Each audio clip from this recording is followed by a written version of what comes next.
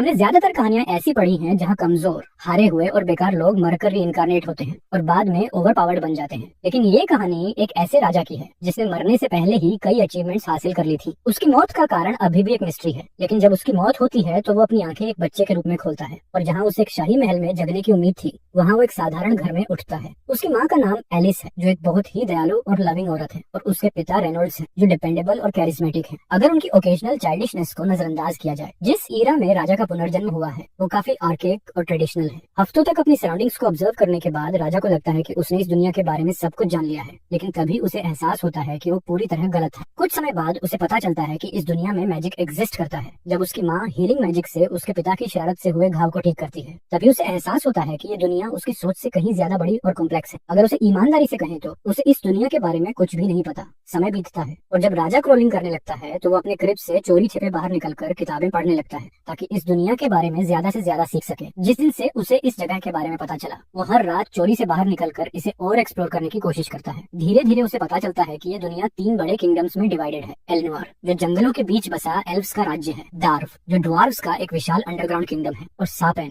जो ह्यूमंस का सबसे बड़ा और सबसे ज्यादा पॉपुलेटेड किंगडम है। इस दुनिया और उसकी पुरानी दुनिया में मोनार्की सिस्टम तो सेम है, लेकिन यहाँ राजा बनना अर्नड नहीं बल्कि इनहेरिटेड होता है। इसका मतलब है कि ये दुनिया उसकी पिछली दुनिया के मुकाबले बहुत ज्यादा अंडर डेवलप्ड है। वो रियलाइज करता है कि इस दुनिया में टेक्नोलॉजिकल एडवांसमेंट की कमी की सबसे बड़ी वजह मैजिक की प्रेजेंस है। तभी से उसने मैजिक की फंडामेंटल्स को स्टडी करना शुरू कर दिया। उसकी पुरानी दुनिया में एक ऊर्जा थी जिसकी इसे कहते थे, जिससे वॉरियर्स अपने शरीर और हथियारों को मजबूत करते थे। लेकिन इस दुनिया में इससे मिलती जुलती एक एनर्जी माना के रूप में एग्जिस्ट करती। फर्क बस इतना है कि सिर्फ इंसान के अंदर होती है, जबकि माना हर जगह मौजूद होती। माना कंट्रोल करने की एबिलिटी जेनेटिक होती है। लगभग 100 में से सिर्फ एक बच्चा इसे नेचुरली पोजेस करता है। मैजिक को यूज करने के 2 कॉमन तरीके हैं, ऑगमेंटिंग और कंजरिंग। ऑगमेंटर्स अपने शरीर को माना से एनहांस करके इनक्रेडिबल स्ट्रेंथ, डिफेंस और एजिलिटी हासिल कर सकते, लेकिन इनकी वीकनेस इनकी लिमिटेड रेंज होती है। वहीं कंजरर्स अपने आसपास की माना को यूज करके स्पेल्स कास्ट कर सकते हैं, लेकिन उन्हें अपनी इंटरनल माना कोर के साथ साथ एक्सटर्नल माना भी यूज करनी पड़ती है। इंटरेस्टिंग बात यह है कि उसकी माँ एक रेयर टाइप की मेज है जिसे डिविएंट कहा जाता है, और स्पेसिफिकली वो एक एमिटर है। एमिटर्स रेस्टोरेटिव मैजिक में स्पेशलाइज करते हैं। जो बुक राजा ने पढ़ी थी उसके हिसाब से किसी भी मेज की पहली अवेकनिंग अर्ली एडोलेसेंस और लेट टीनेज ईयर्स के बीच होती, जब उनका माना कोर डेवलप होता है। माना कोर का कंसेप्ट उसकी पुरानी दुनिया के की सेंटर से काफी सिमिलर लगता है। उसकी ओल्ड वर्ल्ड में बच्चों को मेडिटेशन करके अपने बॉडी के अंदर स्कैटर्ड की फ्रेगमेंट्स को इकट्ठा करके एक की सेंटर बनाने की ट्रेनिंग दी जाती थी। जब राजा खुद इस टेक्निक को ट्राई करता है तो उसे फर्स्ट अटेम्प्ट में ही सफलता मिल जाती, लेकिन इससे पहले कि वो कुछ और कर पाता, उसकी माँ उसे इंटरप्ट कर देती है। समय तेजी से बीतता है और देखते ही देखते 2 साल निकल जाते हैं, लेकिन एलिस को अभी भी लगता है कि वो अपने बेटे को पूरी तरह समझ नहीं पाई है। उसने उसका नाम आर्थर रखा है और वो उसकी लाइफ का सबसे प्रेशियस और अडोरेबल हिस्सा है। एक दिन एलिस देखती है कि उसका हस्बैंड उनके छोटे से बेटे को स्टिक से फाइट करना सिखा रहा है, जिससे उसकी नाराजगी बढ़ जाती है क्योंकि आर्थर तो अब भी ठीक से चल भी नहीं पाता। एलिस हर छोटी बड़ी चीज को डॉक्यूमेंट करना पसंद करती है और ऐसे मोमेंट्स उसकी डायरी में हमेशा एक स्माइल ऐड कर देते हैं। उसे ये भी पता चला है कि आर्थर को अशबर के सेंट्रल मार्केट में जाना बहुत पसंद है। पहले वो हफ्ते में 1-2 बार ग्रोसरी शॉपिंग के लिए जाती थी, लेकिन अब आर्थर की वजह से ऑलमोस्ट हर दूसरे दिन जाती है। वो खुद को समझाती है कि वो आर्थर को स्पॉइल नहीं कर रही, बल्कि ये एजुकेशनल पर्पसेस के लिए है। आर्थर को नई चीजें सीखना पसंद है और ताजा फूड घर लाना तो बस एक एक्स्ट्रा बेनिफिट है। आर्थर को इतने फास्ट ग्रो होते देख एलिस कभी कभी सोचती है कि जब वो बड़ा होगा तो कैसा होगा। उसे पूरा यकीन है कि राई जैसे फादर के साथ आर्थर को एडवेंचर का बहुत शौक होगा, लेकिन उसे उसकी सेफ्टी की चिंता भी रहती है। बस काश वो आर्थर के फ्यूचर को थोड़ा और सेफ बना पाती। उसे पूरा यकीन है कि आर्थर को एडवेंचरर बनने में दिलचस्पी होगी, लेकिन वह उसकी चिंता किए बिना नहीं रह सकती। वह बस यही उम्मीद करती है कि वह उन नाइव यंग टीन से बेहतर करेगा जो बड़े एडवेंचरर बनने के ड्रीम्स देखते हैं। काश वह उसकी परपेचुअल हैबिट को रोक पाती, हर बार चोरी छिपे स्टडी रूम में घुसने की आदत। यहाँ तक कि उसे टेम्प्ट कर चुका है कि उसका क्रिब सीधा स्टडी रूम में ही शिफ्ट कर दे, लेकिन यह फैसला किसी और दिन के लिए सही रहेगा। अब तक ये वही ओवरव्यू है जो एलिस ने पिछले 2 सालों में अपने बेटे के बारे में सीखा है। एक दिन जब आर्थर विंडो से झांक रहा था, उसने अपने पिता को मैजिक की तैयारी करते देखा। रेनॉल्ड्स ने अपनी आईज क्लोज कर ली ताकि कंसंट्रेशन कर सके। उनकी गहरी फोकस देखकर आर्थर की क्यूरियोसिटी और भी बढ़ गई, यह जानने के लिए कि उनके पिता कौन सा मैजिक करने वाले हैं। अचानक जमीन पर पड़े पेबल्स हवा में उठने लगे। जैसे ही रेनॉल्ड्स अपने एन्चेंटमेंट के शिखर पर पहुंचे, वह कंकड़ कुछ फीट ऊपर तैरने लगे। आर्थर यह देखकर टोटली डिसअपॉइंटेड महसूस करता है, जबकि उसके पिता अपनी उपलब्धि से काफी संतुष्ट दिखते हैं। आर्थर को यह हास्यास्पद लगता है कि 3 मिनट की अटमोस्ट फोकस सिर्फ कुछ पेबल्स उठाने में लग गए। वह सोचता है कि यह काम शारीरिक रूप से करना ज्यादा आसान होता। उसी समय एलिस भी विंडो के पास आ जाती है। बाहर देखते ही उसका एक्सप्रेशन हल्की झुंझलाहट में बदल जाता है, क्योंकि उसके पति ने फिर से फ्रंट यार्ड खराब कर दिया था। अब तक आर्थर ने यह जाना कि उसके पिता एक ऑगमेंटर हैं, जिससे उसकी खुद के बारे में क्यूरियोसिटी और भी बढ़ जाती है। वह सोचता है कि जब उसकी मेनाकोर अवेकनिंग होगी तो वह क्या बनेगा। कुछ देर अपने पिता को अभ्यास करते देखने के बाद आर्थर रिट्रीट करने का फैसला करता है। जैसे ही वह बेंच से उतरने की कोशिश करता है, वह स्टंबल कर गिरने लगता है। उसकी आईज आधी बंद होती हैं क्योंकि वह बहुत ज्यादा ध्यान केंद्रित कर रहा था। लेकिन एलिस इसे गलत समझ लेती और सोचती है कि वह स्लीपी हो रहा है। वह उसे गोद में उठा लेती है, ये सोचकर कि अब उसके नैप टाइम का समय हो गया है। लेकिन पोर बॉय तुरंत अपने छोटे छोटे हाथ जोड़कर अरेस्टली रिक्वेस्ट करता है कि उसे पढ़ने दिया जाए। उसकी इनोसेंस देखकर एलिस उसे मना नहीं कर पाती और उसे किताब पढ़ने देती है। आर्थर अपने सामने एक बड़ी किताब खोलकर बैठ जाता है जो उससे भी बड़ी होती है। तभी बाहर से क्रैशिंग नॉइज आती है। एलिस को डर होता है कि कहीं उसके क्लमसी हस्बैंड ने फिर कोई पेड़ न गिरा दिया हो। वह तुरंत बाहर भागती है, जिससे आर्थर को गोल्डन अपॉर्चुनिटी मिल जाती है अपनी मैनाकोर फॉर्मेशन की प्रैक्टिस करने। इस दुनिया के बारे में नॉलेज एक्यूमुलेट करने के अलावा आर्थर की अब तक की सबसे बड़ी उपलब्धि उसकी मैनाकोर फॉर्मेशन में हुई प्रगति थी। पिछले 2 सालों में उसने बड़ी मेहनत से टेंस ऑफ थाउजेंड्स छोटे माना फ्रेगमेंट्स को अपने शरीर के अंदर मूव किया और उन्हें सोलर प्लेक्सस के पास गैदर किया। आर्थर समझता था कि आमतौर पर एडोलेसेंस तक मैनाकोर प्राकृतिक रूप से बनता है, क्योंकि फ्रेगमेंट्स बहुत धीरे धीरे सेंटर की ओर बढ़ते हैं, जिससे यह एक कठिन प्रक्रिया बन जाती। लेकिन हमारे छोटे राजा ने अपनी रिलेंटलेस एफर्ट से इसे लगभग पूरा कर लिया था। बस आखिरी फ्रेगमेंट रखना बाकी था। जैसे ही उसने आखिरी फ्रेगमेंट रखा, एक जोरदार एक्सप्लोजन हुआ जिसने पूरे घर को एक पावरफुल ब्लास्ट में उड़ा दिया। बाहर रेनॉल्ड्स ने तुरंत एलिस को अपनी आर्म्स में लेकर शील्ड कर लिया ताकि वह सीरिंग हीट और डेब्री से सुरक्षित रहे। जब डस्ट छंटती है तो डेवास्टेटेड कपल अपने नष्ट हुए घर को देखता है। एलिस सदमे और दुख से जमी रह जाती। वे दोनों तुरंत मलबे की ओर भागते हैं ताकि आर्थर को देख सके। रेनॉल्ड्स बेतहाशा मलबा हटाने लगता है, लेकिन जब वह अपने बेटे को देखता है तो उसकी चिंता जल्दी शॉक और फिर अमेजमेंट में बदल जाती। वहाँ उस पूरे विध्वंस के बीच आर्थर हवा में कैजुअली फ्लोट कर रहा था, मानो कुछ हुआ ही न हो। उसका छोटा सा शरीर हल्की माना ग्लो से घिरा था। अपनी मैनाकोर फॉर्मेशन पूरी करने के बाद आर्थर धीरे धीरे जमीन पर उतरता है और पहली बार वह अपने मैनाकोर की उपस्थिति को महसूस कर सकता है। यह एहसास उसे बहुत अच्छा लगता है, मानो दुनिया और भी वाइब्रेंट हो गई हो। यहाँ तक कि उसके आसपास के पेड़ भी पहले से ज्यादा ग्रीन लग रहे थे। लेकिन तभी उसे एहसास होता है कि उसका हाउस डिस्ट्रॉयड हो चुका है और उसे कोई अंदाजा नहीं कि यह कैसे हुआ। 5 साल बाद, उस दुर्घटना के बाद 5 साल बीत चुके थे। इस दौरान उसकी माँ ने उसे रीडिंग और राइटिंग सिखाई और साथ ही मना मैनिपुलेशन और ऑगमेंटेशन के बेसिक्स। शुरुआत में क्योंकि उसका शरीर sparring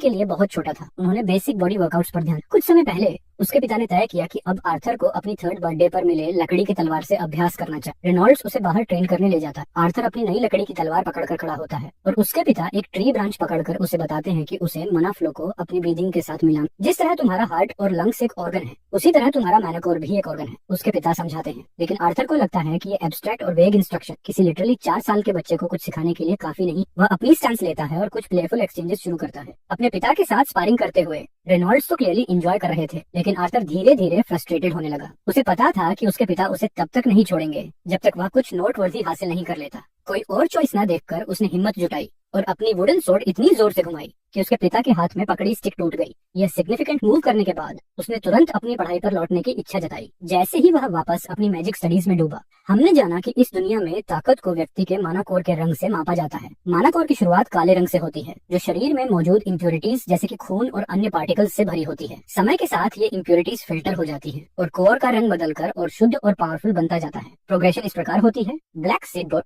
red, orange, yellow, silver और आखिर में व्हाइट।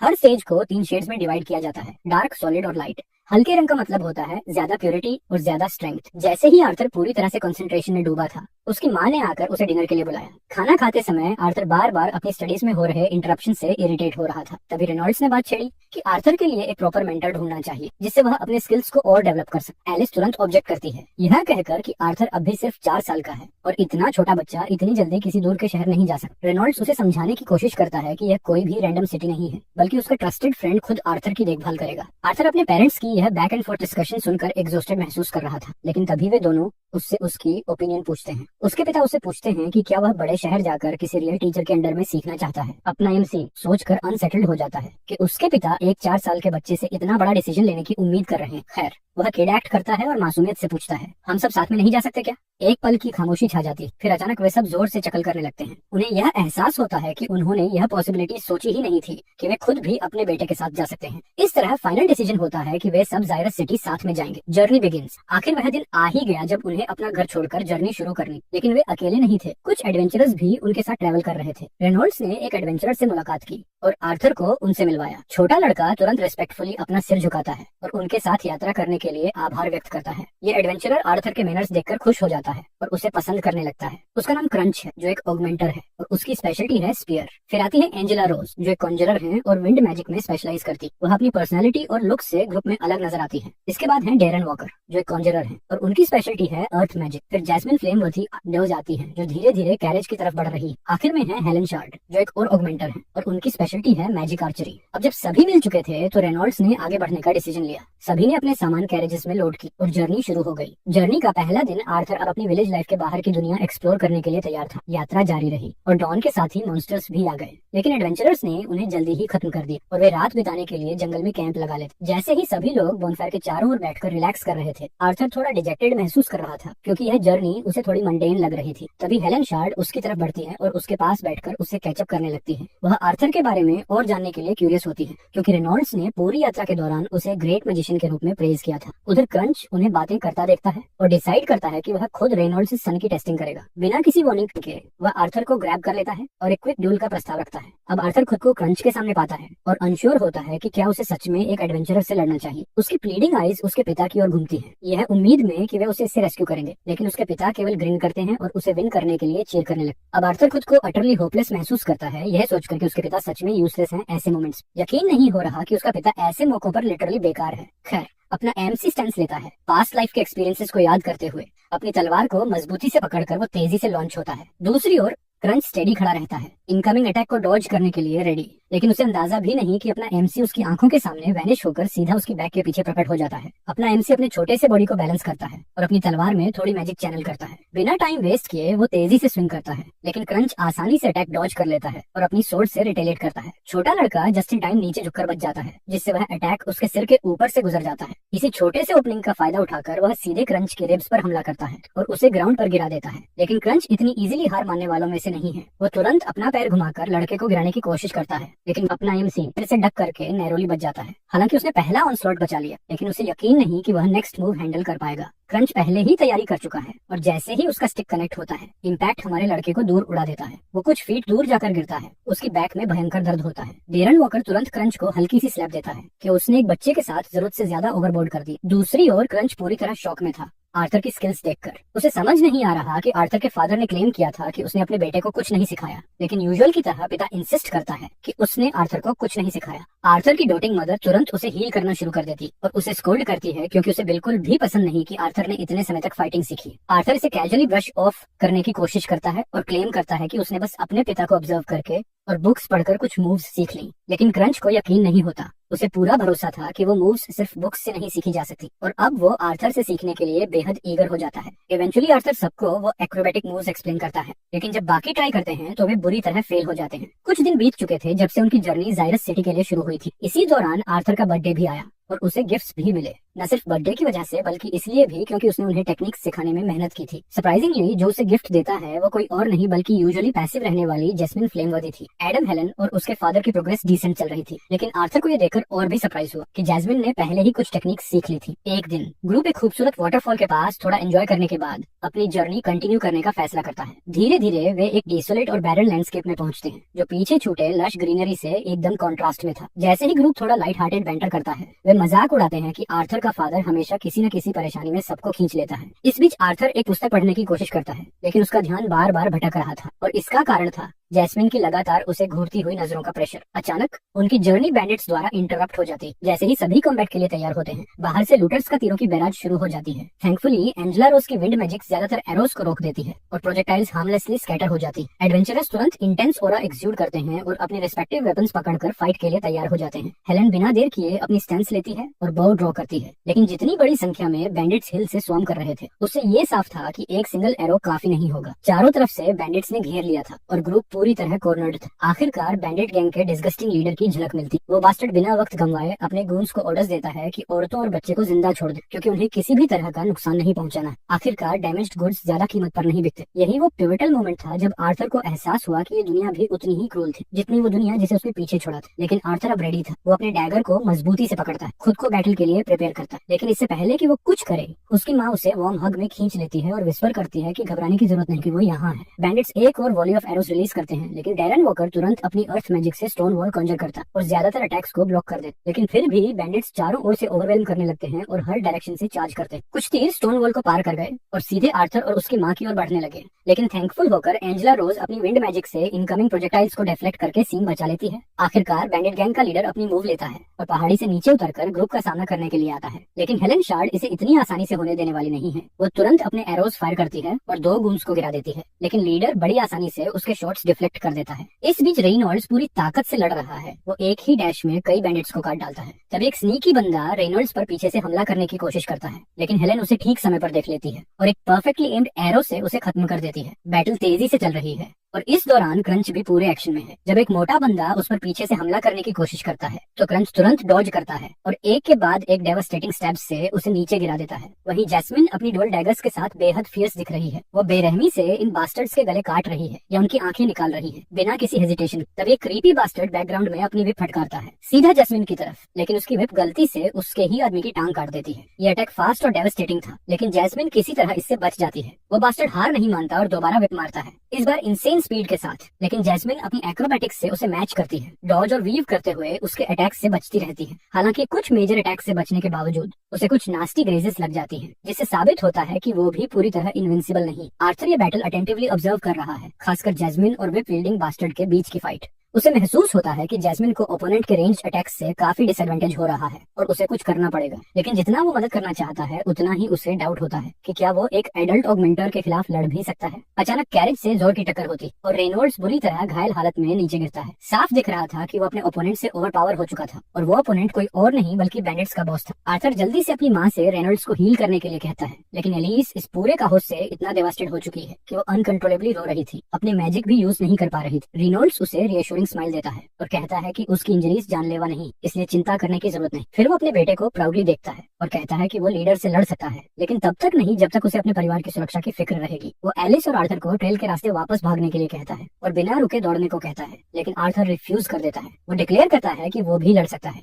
रेनॉल्ड्स उसे सिर पर प्राउड पैट देता है और उसके ब्रेवरी की सराहना करता है, लेकिन उसे याद दिलाता है कि उसकी असली ड्यूटी उसकी माँ और उसके पेट में पल रहे बच्चे की रक्षा करना। इससे पहले कि रेनॉल्ड्स कुछ और कह पाता, आर्थर अपनी जान की कसम खाकर कहता है कि वो अपनी माँ की रक्षा करेगा। रेनॉल्ड्स सिर हिलाकर उसे जाने के लिए कहता है, इस बात की ओर इशारा करते हुए कि दुश्मनों के पास 4 मैजेस हैं। बैंडिट लीडर उनकी प्लान समझ जाता है और तुरंत अपने आदमियों को हीलर को पकड़ने का ऑर्डर देता है। आर्थर बिना देरी किए अपनी माँ का हाथ पकड़ता है और भागने लगता है। तभी एक बास्टर्ड उन पर झपटता है, लेकिन क्रंच बीच में कूदकर दुश्मन को रोक लेता है, जिससे माँ और बेटे को भागने का मौका मिल जाता है। एक और बास्टर्ड स्नीकी तरीके से तीर मारने की कोशिश करता है, लेकिन आर्थर तुरंत उसकी प्रेजेंस सेंस कर लेता है और अपनी वुडन सोर्ड से एरो को नॉक डाउन करने की कोशिश करता है, लेकिन तीर इतनी फोर्स से आता है कि उसकी सोर्ड 2 टुकड़ों में टूट जाती है। आर्चर इस बात से स्टन्ड रह जाता है कि एक बच्चा उसके तीर को ब्लॉक करने में सफल हो गया, लेकिन इसी डिस्ट्रैक्शन के दौरान हेरन का एक तीर सीधा उसकी खोपड़ी में जा धंसता है और वो आर्थर को तेजी से भागने के लिए कहता है। आर्थर अपनी माँ के साथ भागता हुआ एक अजीब बात नोटिस करता है। उसे याद था कि वहाँ 4 मेजेस होने चाहिए थे, लेकिन उसे सिर्फ 3 दिखाई दे रहे थे। एक क्रंच के साथ इंगेज्ड, दूसरा डेरन वॉकर के साथ और तीसरा जैस्मिन के खिलाफ लड़ रहा था। तभी आर्थर को चौथे बंदे की झलक मिलती। वो पहाड़ी के ऊपर खड़ा हुआ एक मैसिव माना बॉल कॉन्जर कर रहा था। वो बास्टर्ड तुरंत उस एनर्जी बॉल को आर्थर और उसकी माँ की ओर फेंक देता है। आर्थर इस क्रिटिकल मोमेंट में अनश्योर होता है कि क्या करे।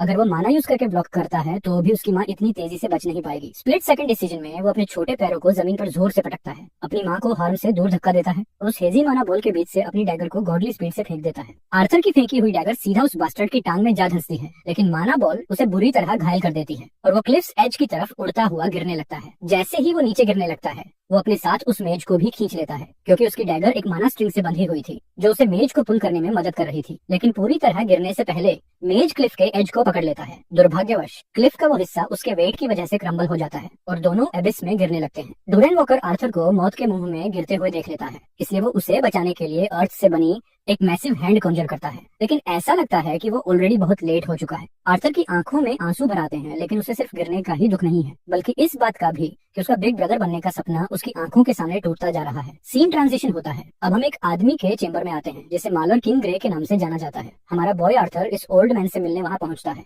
मालर ग्रेटिट्यूड एक्सप्रेस करता है कि वो काउंसिल का पार्ट बनकर खुश है, लेकिन साथ ही एडमिट करता है कि इतनी प्रेस्टिजियस पोजीशन के बावजूद कभी कभी उसे उन किंग्स की फेम और ग्लोरी से जलन होती जो अपने विक्ट्रीज के बाद मिलती है। आखिरकार बार मालर ग्रे से सवाल करता है कि वो यहाँ अचानक क्यों आया है, एक बूढ़े आदमी से मिलने का उसका क्या मकसद है। तभी ग्रे साइलेंटली अपनी वॉर मेडल निकालता है जो उसने अपनी लेटेस्ट विक्ट्री के बाद कमाई थी और उसे टेबल पर रखकर वापस जाने लगता है। लीविंग से पहले वो अनाउंस करता है कि वो अब रिटायर हो रहा है। इस दुनिया में जहाँ डिक्लाइनिंग बर्थ रेट्स और लिमिटेड रिसोर्सेज जैसी प्रॉब्लम्स फैली हुई थी, वहाँ वॉर्स को ड्यूअल्स से और आर्मीज को किंग्स से रिप्लेस कर दिया गया था। ग्रे उन्हीं किंग्स में से एक था जिसने अपनी टेरिटरी की सुरक्षा के लिए लड़ाई लड़ी थी। लेकिन ग्रे का स्टेप डाउन करने का फैसला न तो एग्जॉस्शन की वजह से था और न ही लैक ऑफ स्किल की वजह से। उसने अपनी पूरी जिंदगी स्ट्रॉन्गेस्ट बनने या एंडलेस ग्लोरी में बास करने के लिए डेडिकेट नहीं की थी। उसे सच में तोड़ा था एम्प्टीनेस ने, उस लोनलीनेस ने जिसमें कोई ऐसा नहीं बचा था जिसे वो चेरिश कर सके। एक ऑर्फन जिसने अपने सारे लव्ड वंस को दिए थे, अब आर्थर के रूप में नया जन्म लेकर वो एक गहरी यर्निंग महसूस करता है। वो इस जिंदगी में सब कुछ छोड़ने के लिए तैयार है, बस एक बार एशबर वापस जाकर अपने प्रियजनों को देखने के लिए। कुछ देर बाद आर्थर की आंखें धीरे धीरे खुलने लगती। उसे कोई अंदाजा नहीं होता कि वो कहाँ है या फिर जिंदा भी कैसे बच गया। पास ही उसे मेज की लाइफलेस बॉडी पड़ी हुई दिखती। उस बॉडी की हालत इतनी ट्विस्टेड और मेस्ड अप होती है कि उसे देखते ही आर्थर का मन घबराने लगता है। फिर भी वो जमीन पर पड़ा रहता है, पूरी तरह से वर्न आउट। और तभी एक लीफ आसमान से गिरकर उसके चेहरे पर आ जाती है, जिससे वो अचानक चौंक कर फुली जाग जाता है। उसे पास में एक पानी के पाउच और खाने का एक बैग दिखता है। अपनी last bit of strength use करके आर्थर घिसटते हुए वहां तक पहुंचता है। वो खाना पकड़कर तुरंत खा जाता है और जितना हो सके उतना पानी पी। खाने के बाद वो फिर से एग्जॉशन की वजह से जमीन पर गिर जाता। कुछ देर बाद वो दोबारा अपनी आंखें खोलता है और उठने की कोशिश करता है, लेकिन उसके पैर उसका साथ नहीं देते और वो फिर से नीचे गिर जाता। इसके बावजूद वो अपनी पूरी ताकत इकट्ठा करके फाइनली खुद को खड़ा करने में कामयाब हो जाता। सबसे पहला काम जो वो करता है वो है उस मेज की बॉडी से अपनी डैगर निकालना। जब वो ऊपर देखता है तो उसे फाइनली एहसास होता है कि वो कितनी ऊंचाई से गिरा था। ये समझ पाना भी मुश्किल था कि वो इतनी बड़ी फॉल से बच कैसे गया, लेकिन इस बात पर ज्यादा सोचने का टाइम नहीं था, इसलिए वो अपने लोनली पाथ पर आगे बढ़ने लगता। तभी अचानक उसे एक आवाज सुनाई देती है जो उसे बुला रही। उसका पहला थॉट यही होता है कि कहीं वो डेड मेज उसे कुछ बताने की कोशिश तो नहीं कर रहा। आवाज दोबारा गूंजती है, इस बार उसे उसके शरीर की कंडीशन के बारे में पूछते हुए। पूर किड हिम्मत जुटाकर धीरे धीरे उस मेज की बॉडी को छूकर चेक करने की कोशिश करता है कि कहीं वो जिंदा तो नहीं।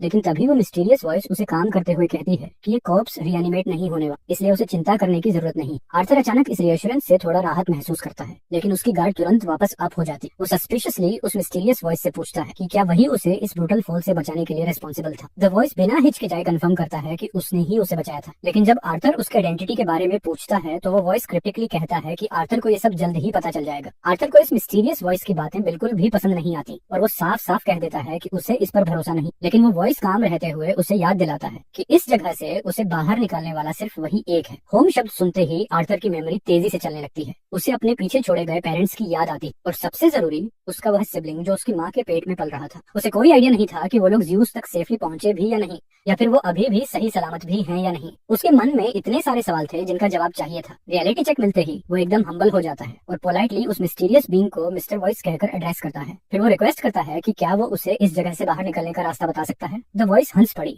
अम्यूज्ड कि कैसे कभी एरोगेंट बच्चा अब इतनी जल्दी हम्बल हो गया। उसने माना कि उसे आर्थर की क्विक विट पसंद आई, लेकिन एक बात से वो इरिटेटेड थी। उसने उसे मिस्टर बुलाया जबकि असल में वो एक लेडी थी। फिर भी क्योंकि आर्थर के शब्द पोलाइट थे, द वॉइस ने उसे गाइड करने का फैसला किया। थोड़ी ही देर में आर्थर के दिमाग पर जैसे एक झटका सा लगा और अचानक उसे अपने आसपास सब कुछ दिखने लगा, यहाँ तक कि दूर दूर तक की चीजें भी। इस रियलाइजेशन के साथ आर्थर जंगल से बाहर निकलने की कोशिश करने लगा। धीरे धीरे उसका शरीर रिकवर कर रहा था, बस हल्के एक सौ पेन्स बाकी थे। दोपहर तक उसे थोड़ा बेटर फील होने लगा, लेकिन अभी भी उसके मन में एक सवाल घूम रहा था। आखिर उस औरत ने उसे बचाया कैसे? उसे कैसे पता चला कि आर्थर गिर रहा था और उसने सिर्फ उसे ही क्यों बचाया? जितना आर्थर इन सवालों के जवाब ढूंढने की कोशिश करता उतना ही और सवाल बढ़ते जाते। अचानक आर्थर के कानों में पानी की मीठी आवाज आई। उसने अपने रास्ते में खड़ी एक बड़ी चट्टान पर चढ़कर रिवर में बिना सोचे समझे छलांग लगा दी। जैसे ही वो ठंडे पानी में डूबा उसे बहुत राहत महसूस हुई, लेकिन तभी वो मिस्टीरियस लेडी फिर से बोल पड़ी, उसे छेड़ते हुए कि वो कितना केयरफ्री बिहेव कर रहा है। फिर अचानक उसने एक अनएक्सपेक्टेड कमेंट कर दिया। वो आर्थर के मैनहुड के साइज पर सवाल उठाने लगी, डिसअपॉइंटेड एक्सप्रेशन के साथ। आर्थर एकदम शर्मिंदा हो गया और तुरंत अपने कपड़े पहने। फिर उसने अपनी वाटर पाउच भरी और कुछ खाने का इंतजाम किया ताकि स्ट्रेंथ बनी रहे। उसे पता था कि वो पहाड़ से ईस्ट डायरेक्शन में गिरा था, यानी वो एल्व्स के डोमेन के करीब होना चाहिए, लेकिन उसे फॉरेस्ट एल्शायर की जानी पहचानी फॉग कहीं भी नहीं दिख रही थी। बीस्ट ग्लेड्स के खतरों को लेकर उसका डर तब थोड़ा कम हुआ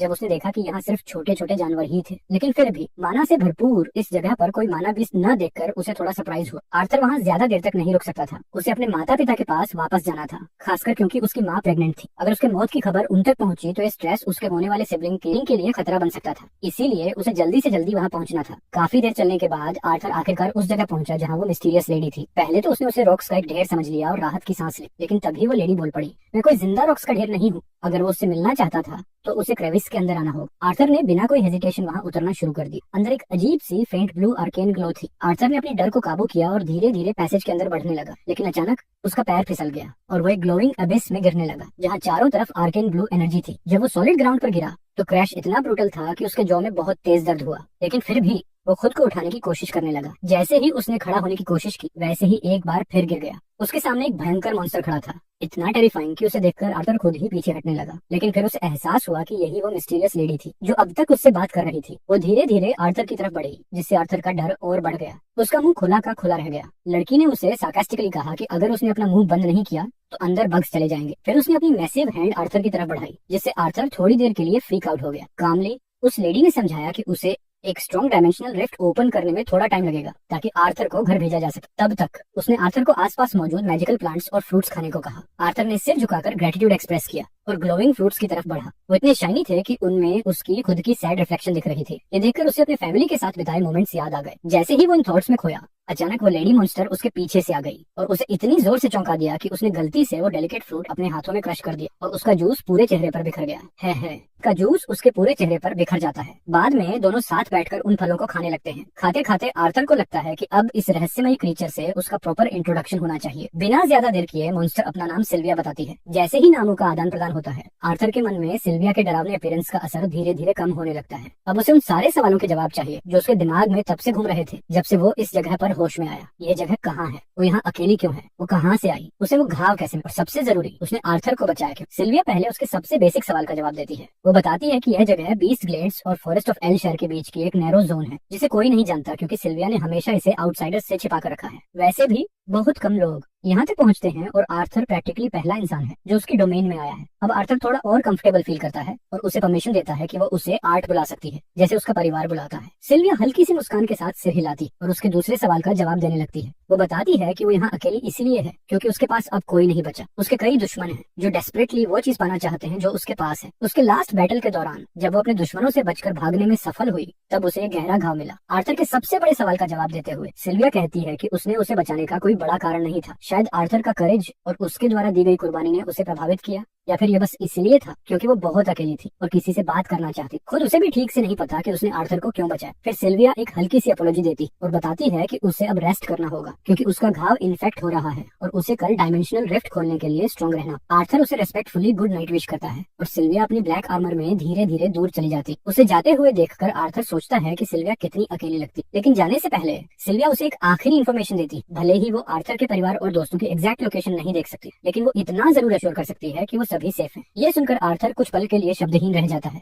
लेकिन फिर उसकी आंखों में खुशी के आंसू आ जाते हैं। वो एक हल्की मुस्कान के साथ सिल्विया को दिल से धन्यवाद देता है क्योंकि ये वही खबर थी जिसकी उसे सबसे ज्यादा जरूरत थी। समय बीतता गया और आर्थर और सिल्विया घंटों तक अलग अलग चीजों पर बातें करने लगे। जब भी सिल्विया पोर्टल बनाने की तैयारी नहीं कर रही होती, वे दोनों एक दूसरे के साथ समय बिताते। ये बातें घंटों से दिनों में और फिर हफ्तों में बदल गई। हालांकि सिल्विया अपनी पर्सनल लाइफ के बारे में ज्यादा नहीं बोलती थी। आर्थर धीरे धीरे समझने लगा कि वह असल में कैसी है। इतने समय साथ बिताने के बाद आर्थर ने यह अच्छी तरह जान लिया था कि सिल्विया सच में डोंट जज a book by its cover की परिभाषा थी। उसके डरावने रूप के बावजूद वह जेंटल, काइंड, पेशेंट और वार्म थी। जिस तरह से वह आर्थर की देखभाल करती थी, उसे उसकी माँ की याद दिलाती थी। नरम और प्यारी, लेकिन जरूरत पड़ने पर थोड़ी सख्त भी। ऐसे ही एक दिन आर्थर को एक अनप्लेजेंट मेमोरी याद आ जाती है, उस गैंग ऑफ बैंडिट्स की जिन्होंने उसके परिवार पर हमला किया था। उनके लीडर का चेहरा उसके दिमाग में जलती हुई छवि की तरह बसा हुआ था और उसे लगता था कि जब तक वह उस आदमी से बदला नहीं ले लेता, तब तक उसे चैन नहीं मिलेगा। तभी अचानक सिल्विया उसे फोरहेड पर हल्का सा ठोका देती है, जिससे आर्थर कुछ फीट दूर जाकर गिरता है। फिर एक काम लेकिन फर्म आवाज में सिल्विया कहती है कि आर्थर की सोच पूरी तरह गलत नहीं, वो बैंडिट्स मौत के लायक थे और इसी वजह से उसने उस मैच को नहीं बचाया जो आर्थर के साथ गिरा था। लेकिन फिर भी वो आर्थर को समझाती है कि अगर उसने अपने दिल को हेट्रेड और रिवेंज से भर लिया तो अंत में वो खुद को ही सबसे ज्यादा नुकसान पहुंचाएगा। सिल्विया उसे समझाती है कि उसकी जर्नी में और भी मिसफॉर्चून्स आएंगे, लेकिन वो ग्रीफ और रेज को अपने ऊपर हावी ना होने दे। उसे अपनी मिस्टेक्स से सीखना चाहिए, फ्यूचर की तरफ हिम्मत और मुस्कान के साथ बढ़ना चाहिए, तभी वो असली जीत हासिल करेगा। आर्थर को बिल्कुल भी उम्मीद नहीं थी कि वह किसी ऐसे व्यक्ति से मोरालिटी और लाइफ लेसन सुनेगा जिसका पूरा अपीयरेंस किसी डरावने नाइटमेयर जैसा था। लेकिन फिर भी सिल्विया की बातें उसके दिल में गहराई तक उतर जाती। आर्थर को पता भी नहीं चलता जब सिल्विया उसकी कॉन्टेम्पलेशन से बाहर खींचकर उसे याद दिलाती कि उसने अब तक अपना फ्रूट पूरा फिनिश नहीं किया। आर्थर गौर करता है कि सिल्विया का घाव और भी ज्यादा खराब लग रहा है, लेकिन वो उसे तुरंत आश्वस्त करती है कि चिंता करने की कोई जरूरत नहीं, उसके घाव का समय समय पर बिगड़ना उसके लिए नॉर्मल बात है। फिर भी उसके मन में कुछ और चल रहा था। उसके हिसाब से इंसान आमतौर पर 12 या 13 साल की उम्र में अपनी मैनाकोर को अवेकन करते हैं, तो फिर आर्थर इतनी कम उम्र में न सिर्फ अपना कोर बना चुका है, बल्कि माना को कई ट्रेंड मेजेस से भी ज्यादा एफिशिएंटली इस्तेमाल करना सीख चुका है। सिल्विया के इस सवाल पर आर्थर बड़े गर्व से जवाब देता है कि वो तो बस एक बॉर्न जीनियस है। सिल्विया उसकी बात सुनकर थोड़ा अम्यूज्ड होती है और कहती है कि अगर ऐसा है तो वो उसे कुछ सिखाना चाहती, एक टेक्निक जिससे वो चलते हुए और शायद लड़ते हुए भी मना अब्सॉर्ब कर सकता है, अगर वो काफी स्किल्ड हो तो। जब सिल्विया इस टेक्निक को डेमोन्स्ट्रेट करती है तो आर्थर एकदम चौंक जाता है, उसकी क्यूरियोसिटी और भी ज्यादा बढ़ जाती है। फिर सिल्विया उसे समझाने लगती है कि माना को लेकर इंसानों की सोच अक्सर बहुत लीनियर होती है। इस टेक्निक को मास्टर करने के लिए उसे छोटे छोटे माइंडलेस मूवमेंट से शुरू करना होगा और फिर धीरे धीरे अपनी एबिलिटी को बढ़ाना। लेकिन सिल्विया की ये एब्स्ट्रैक्ट बातें आर्थर के लिए इतनी हेल्पफुल नहीं होती, इसलिए वो माना बीस्ट्स का एग्जांपल देकर समझाने की कोशिश करती। बीस्ट्स नेचुरली इस स्किल को सीख लेते हैं, लेकिन इंसान क्योंकि देर से अवेकन होते हैं, उनके लिए ये मल्टीटास्किंग करना आसान नहीं होता। हालांकि आर्थर पर यह लिमिटेशन लागू नहीं होती, इसलिए अगर वो मन लगाकर प्रैक्टिस करे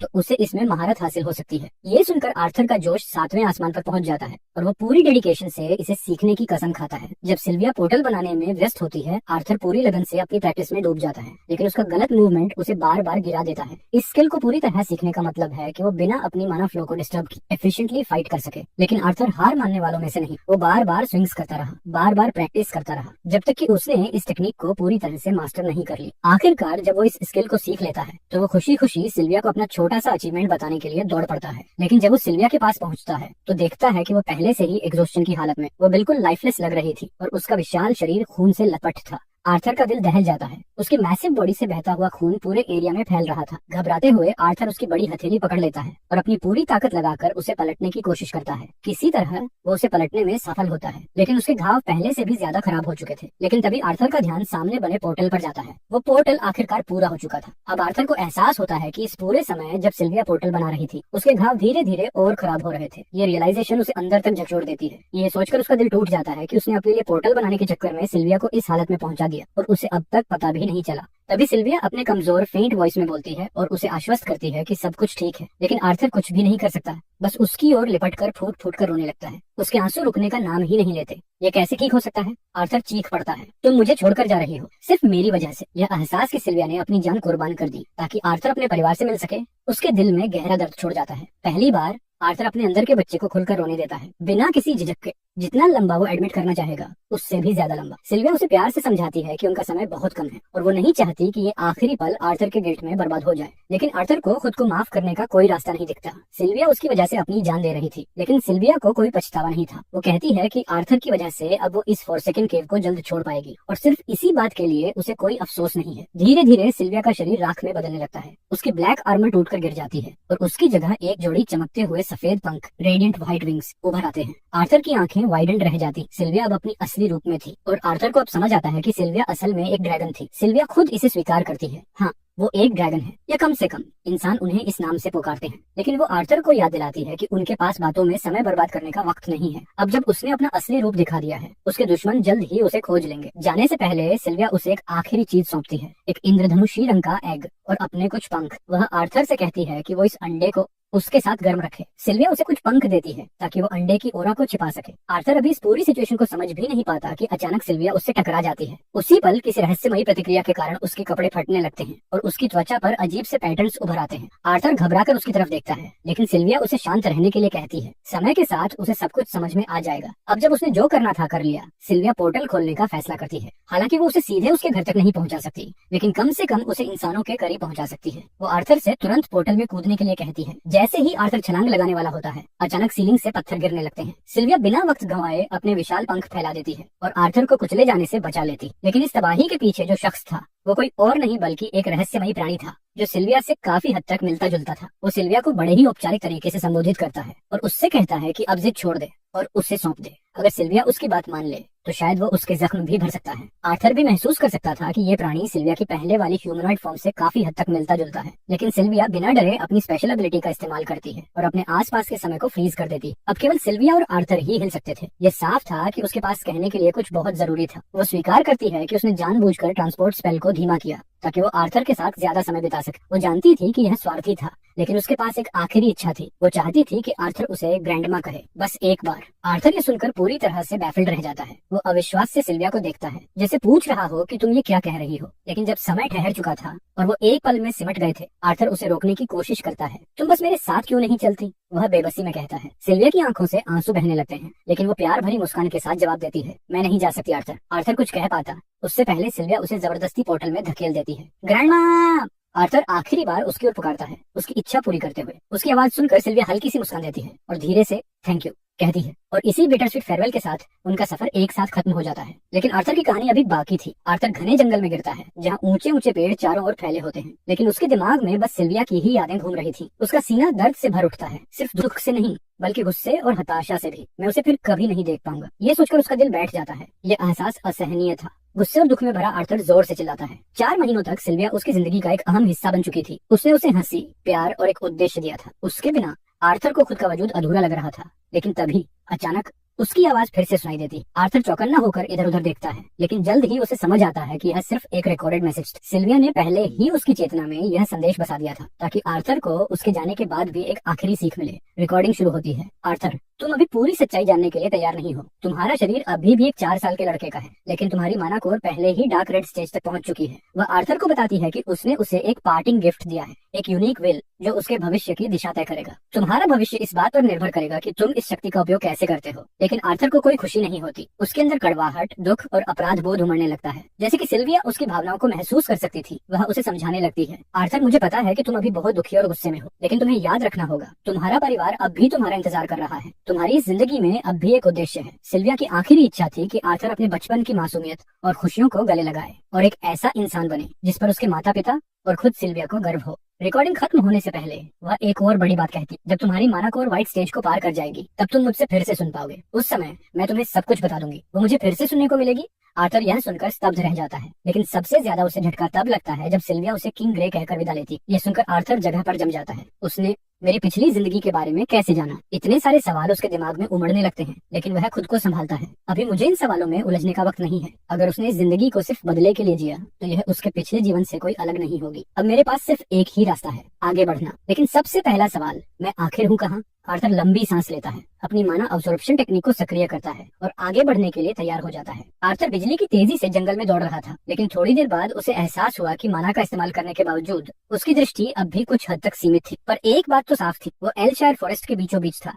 सिल्विया ने उसे जो माना रोटेशन सिखाई थी, उसमें वो अब भी पूरी तरह माहिर नहीं था, लेकिन अब वह पहले की तुलना में जादू को ज्यादा देर तक बनाए रख सकता था। पर जंगल में घूमते घूमते उसे लंबा समय बीत गया और अभी तक कोई इंसान नहीं दिखा। सिल्विया ने तो कहा था कि मैं इंसानों के करीब पहुंचूंगा, लेकिन अब तक एक भी इंसानी निशान तक नहीं दिखा। पेड़ों के बीच कूदते फांदते आर्थर को लगने लगा कि वो एक बंदर की तरह पेड़ पर चलने में मास्टर हो गया है। लेकिन तभी एक इंसानी उपस्थिति महसूस होती है। आर्थर सतर्क हो जाता है और तुरंत एक पेड़ से दूसरे पेड़ पर छलांग लगाता है। नीचे उसे एक घोड़ा गाड़ी कैरेज दिखती है। वो अपने एक्रोबेटिक स्किल्स का इस्तेमाल करके थोड़ा नीचे उतरता है और चुपचाप छिपकर सुनने लगता है कि आखिर ये लोग कौन हैं और क्या कर रहे हैं। पर जो बातें वो सुनता है उससे उसका खून खौल उठता है। ये घिनौने लोग एक युवा एल्फ लड़की को बंदी बना चुके थे और उनकी बातें साफ इशारा कर रही थी कि वे उसे बेचकर अच्छी कीमत कमाने की फिराक में थे। आर्थर के चेहरे पर गुस्से की लहर दौड़ गई। ये गंदे सोर यहाँ से जिंदा नहीं निकलने वाले। लेकिन साथ ही आर्थर ने एक और चीज पर ध्यान दिया, उनके पास फॉरेस्ट हाउंड्स भी थे। अगर वह उनमें से एक को पकड़ सके तो यह उसके लिए जंगल से बाहर निकलने का सबसे अच्छा जरिया बन सकता था। पर सबसे पहले इन गुलामों के सौदागरों से निपटना पड़ेगा।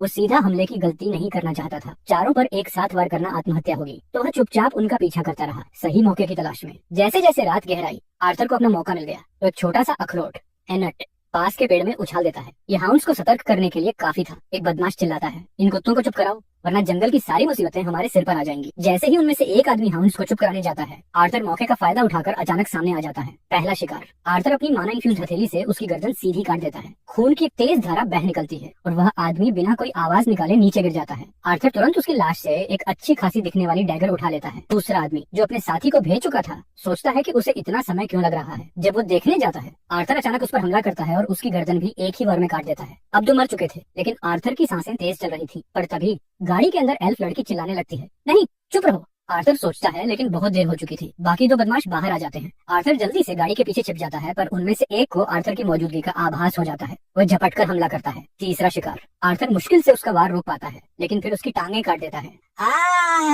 आदमी की भयानक चीख पूरे जंगल में गूंज उठती है। दूसरा बदमाश जो दूर जाकर तलाश कर रहा था फौरन वापस लौटता है। वह अपने तड़पते साथी को देखता है और फिर आर्थर पर गुस्से से घूरता है। सावधान, ये बच्चा कोई मामूली नहीं है, ये एक मेज है। घायल बदमाश डरकर अपने साथी को चेतावनी देता है, पर लंबी जुल्फों वाला आखिरी बदमाश यह सुनकर उत्सुक हो जाता है। अब आर्थर खुद एक इनाम बन गया था। एक मेज बच्चा हाथ लग जाए तो इससे भी ज्यादा कीमत मिल सकती है, वह सोचता है। इसलिए वह अपनी तलवार फेंक देता है और नंगे हाथों से लड़ने का फैसला करता है। अब तो तुझे जिंदा पकड़ूंगा छोटे, वह मुस्कुराता हुआ कहता है और तेजी से आर्थर पर झपटता है। आर्थर झटपट पीछे हटता है और जवाबी हमला करता है। एक तेज पत्थर सीधा उस बदमाश के मुंह पर दे मारता है। थ्वाक, वह आदमी पीछे लड़खड़ाता है और उसके मुंह से खून बहने लगता है। आर्थर तुरंत इस मौके का फायदा उठाने के लिए अपनी मना इन्फ्यूज्ड डैगर उसके सीने में फेंकता है, पर वो बीच में ही उसे पकड़ लेता है। हा, तो सच में दिलचस्प है छोटे, बदमाश हंसता है और फिर एक जोरदार लात आर्थर के पेट में पड़ती है। आर्थर का छोटा सा शरीर जोर से उछलता है और वह जमीन पर गिरकर लुढ़क जाता है। आर्थर पूरी तरह से आउट ऑफ कमीशन हो चुका है। हांफता हुआ और कमजोर, बैंडेड बिना हेजिटेशन के जमीन से उस छोटे बच्चे को उठा लेता है और अपनी ग्रिप में लॉक कर लेता है। लेकिन आर्थर इतनी आसानी से हार मानने वालों में से नहीं है। वह जल्दी से उस बास्टर्ड की कलाई पकड़ता है और अपने हाथ में माना कंडेंस करना शुरू करता है। एक खास मोमेंट पर उसकी टेक्निक इतनी बड़ी एक्सप्लोजन कॉज करती है कि बैंडेड का हाथ जलकर बेकार हो जाता है। अपनी फ्राइड हैंड की जलन से वह जोर से स्क्रीम करता है। ये आर्थर के लिए एक क्लियर चांस है और वह बिना हेजिटेट किए इसका फायदा उठाता है। वह अपना नाइफ फेंकता है और उस आदमी का गला स्लिट कर देता है। वहीं स्पॉट पर उसे खत्म कर देता है। अब सिर्फ बॉल्ड आदमी बचा है जो पहले से ही जमीन पर तड़प रहा है, मर्सी की भीख मांग रहा है, क्योंकि उसके कटे हुए लेग्स ने उसे कम्प्लीटली